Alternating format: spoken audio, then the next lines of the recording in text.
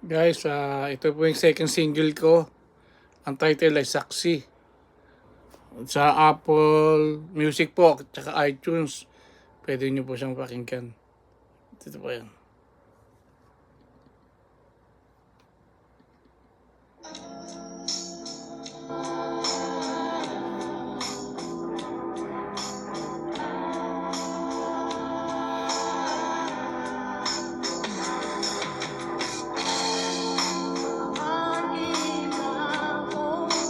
Ngayon ko lang po nirelease yan, September 2023.